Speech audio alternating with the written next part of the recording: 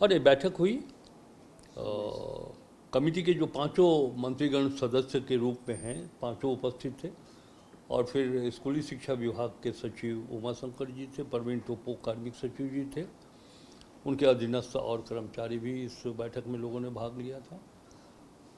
स्मरण होगा कि मैंने जब बैठक की तिथि निर्धारित करने के लिए कुछ प्रश्नावली हमने दिया था, जैसे कि 2012 तक इस राज्य में भोजपुरी, मगही और अंगिका ये तीनों भाषाएं सम्मिलित की गई थी, तो किस आधार पर सम्मिलित की गई थी। और अभी 2025 में जब नई नियमावली बनी तो इन भाषा को कैसे उससे हटा दिया गया और उस हटाने का अधिकार क्या था। तो इसका कोई उत्तर, ठोस उत्तर के साथ लोग नहीं आए थे। तो ये बड़ा मजबूत प्रश्न था जिसके आधार पे कमेटी कोई निर्णय लेने की दिशा में आगे बढ़ पाई। तो हम लोगों ने एक अभी प्रश्न किया है उनसे कि एक ब्यौरा आप इस कमेटी को उपलब्ध कराइए कि हर भाषा जो हमारे स्टेट और क्षेत्रीय भाषाएं हैं उनके शिक्षकों की संख्या कितनी है, छात्रों की संख्या कितनी है पूरे राज्य भर, ताकि हम लोग एक निष्कर्ष निकाल सके कि कौन से आधार पे लोगों ने नियमावली तैयार किया है। और नियमावली में हम ये भी देखेंगे कि उसके आलोक में उन भाषाओं के शिक्षक हैं या नहीं है। तो फिर उसके बाद कमेटी आगे विचार विमर्श करेगी और तब कोई फैसला पर आए।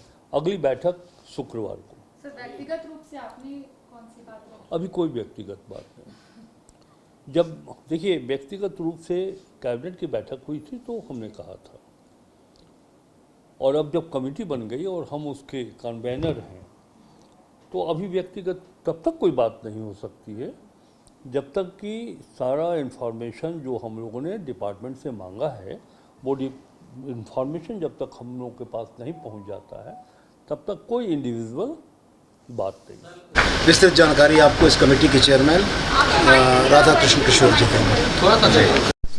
पहली बैठक है और पहली बैठक में कई तथ्यों, कई साक्ष्यों के आधार पर आगे निर्णय लेना है।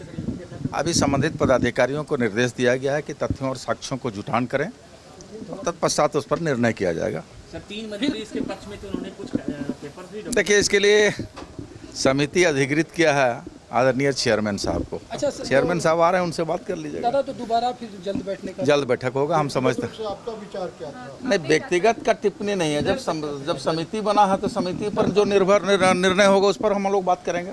इसके जल्द ही हमको लगता है कि फिर फ्राइडे या सैटरडे को बैठक होगा। घर रहने का मकान भर नहीं, ये खुशियों की तिजोरी है। दरवाजे पर दस्तक देता पड़ोस, खिड़कियों से उमड़ आता आसमां, तारों में उलझी ऐसी न जाने कितनी दास्तां। कहती हैं चले डायमंड सिटी, एक सफर हम सफर के साथ अपने घर तक। Diamond city, life long bonding, 500 से ज्यादा खुशहाल डायमंड परिवार। जल्दी करें, सिर्फ 200 फ्लैट बाकी। आज ही बुक करें अपना आशियाना।